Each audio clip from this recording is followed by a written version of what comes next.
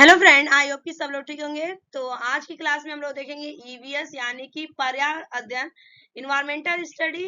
और यहाँ के जो क्वेश्चन है, मोस्ट इंपोर्टेंट क्वेश्चन रहेंगे 2011 से लेकर 2024 तक, जो पेपर में आप लोग के पूछे गए थे।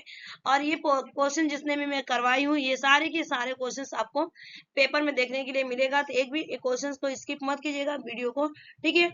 और जितने लोग आप लोग क्वेश्चन अभी तक पढ़ा है ना, ठीक है, पढ़ा है, जो मैं करवा रही हूँ उसको एटलीस्ट पढ़ के जाइएगा। 2 बार 3 बार 3 बार 4 बार हो सकता है वीडियो देखिए, लेकिन ये वीडियो आप लोग को वेरी वेरी यूजफुल लगेगी एग्जाम में, पॉइंट ऑफ द एग्जाम। चलिए क्लास को स्टार्ट करते हैं बिना डिले किए हुए, आपका बिना टाइम वेस्ट किए हुए। तो क्वेश्चन फर्स्ट आप लोग के स्क्रीन पर आ चुका है, बताइएगा।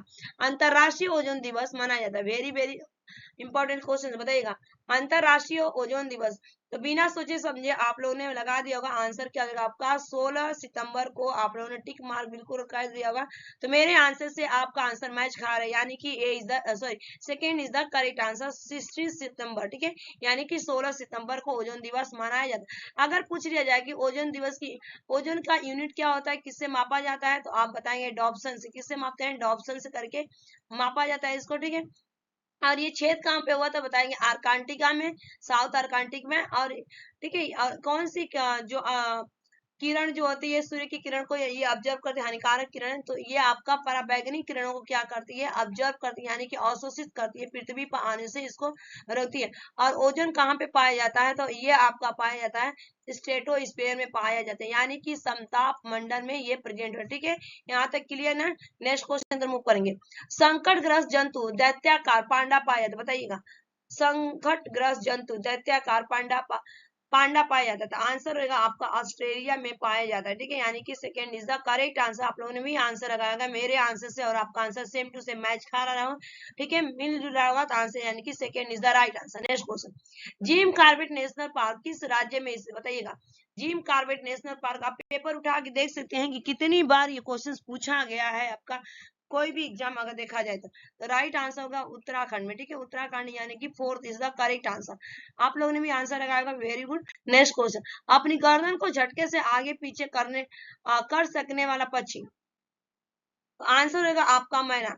मैना क्या करता है? अपने गर्दन को झटके से आगे पीछे करता है। और वहीं पे अगर पूछ लिया जाए कि कौन सा पक्षी जो अपने गर्दन को 360 डिग्री पर पूरे का पूरा घुमा लेता है, तो वहां पे आपका आंसर हो जाता है उल्लू, ठीक है। तो राइट आंसर क्या होगा यहाँ पे? D, fourth is the correct answer. Next question. निम्नलिखित में से कौन सा सामाजिक कीट नहीं, जो सामाजिक जो ग्रुप में नहीं रहता है? चींटियां आपकी ग्रुप में रहती है, मधुमक्खी भी रहता है, दीमक भी रहता है, लेकिन आपका भिंग क्या होता है? ग्रुप में नहीं रहता, यानी कि आप लोगों ने भी आंसर लगाया होगा।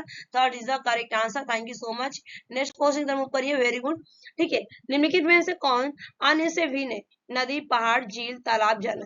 तो देखिए, नदी, झील, तालाब और झरना ये पानी के स्रोत हैं, लेकिन आपका पहाड़ जो है कि आपका यहाँ पे रहेगा, यानी कि पर्वत, ठीक है। पर्वत का क्या हो जाएगा? पहाड़, यानी कि second is the right answer. Next question का आंसर दिया। निम्न में से कौन सा ईवीएस के पाठ्य चर्चा के उप थीम है? बताइए। उप थीम की बात की गई, हमारे कितनी थीम है? 6 थीम है, ठीक है, और 4 उप थीम है, ठीक है। तो राइट आंसर क्या होगा आपका यहाँ पे? संबंध, रिलेशन, ठीक है, यानी कि fourth is the correct.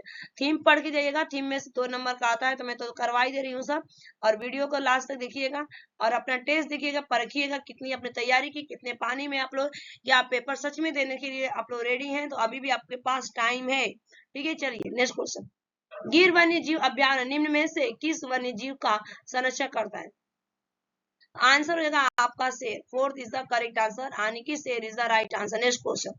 Plague है, बताइए प्लेग क्या है? प्लेग क्या होता है? तो प्लेग एक आपका जीवाणु जनित बीमारी, और ये किसके काटने से होता है? तो ये आपका चूहे के काटने से क्या होता है? प्लेग एक बीमारी होती है, यानी कि third is the right answer, very good. Next question.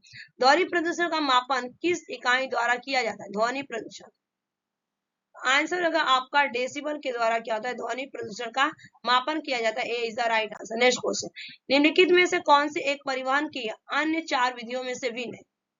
ठीक है, तो ट्रेन, बस, तांगा, साइकिल, रिक्शा दिया गया, लेकिन आपका जहाज क्या है? इनसे भिन्न है। जहाज कहाँ पे उड़ाया जाता है? वायुयान जहाज, ठीक है, यानी कि एयर में उड़ाया जाता है। A is the first is the correct answer, very good. Next question का आंसर देगा।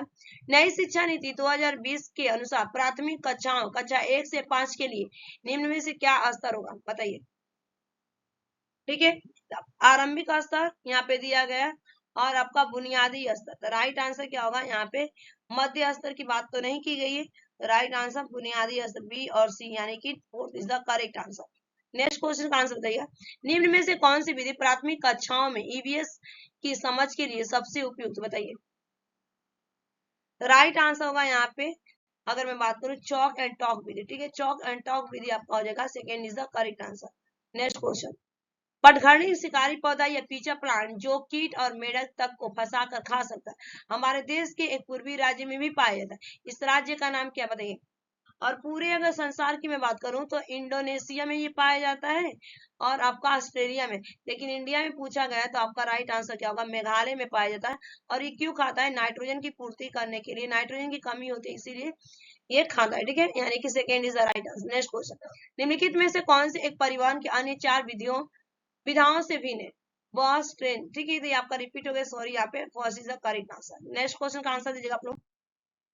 ईवीएस में आत्म आकलन, तो आत्म आकलन यहाँ पे सीखने के लिए आकलन बिल्कुल सही है, सीखने के बारे में सीखना बिल्कुल सही है, उपलब्धियों और सीखने के परिणाम के निर्णय के बारे में सीखना बिल्कुल सही, सीखने का आकलन तो नहीं होगा, तो right answer A B C, यानी कि first is the correct answer. Next question, पर्यावरण अध्ययन के शिक्षक में कला एवं कौशल का समावेश करना चाहिए क्योंकि ये प्रोत्साहित करता है। तो देखिए आपका प्रोत्साहित क्या कर रहा है यहाँ पे, सृजनात्मक को प्रोत्साहित करता है, सहपाठी को सीखने का, कक्षा में अनुशासन की बात नहीं है। ठीक है, तो जिसमें सी नहीं होगा वही आपका हो जाएगा समावेशन। राइट आंसर क्या होगा, ए बी एंड डी। ठीक है, नेक्स्ट क्वेश्चन, निम्नलिखित में से क्या पर्यावरण अध्ययन के पाठ्यचर्या के सुझावित थीम का उप थीम है, बताइएगा। तो ये इंपॉर्टेंट क्वेश्चन था, आंसर आप लोग लगा दिया होगा, तो राइट आंसर होगा यहाँ पे थीम का उप थीम है, तो देखिए परिवार एवं मित्र हो जाएगा आपका, राइट आंसर क्या होगा, परिवार एवं मित्र। ठीक है, तो ये आपके हो गए 20 question complete. Thanks for watching this video, bye bye, take care, have a nice day.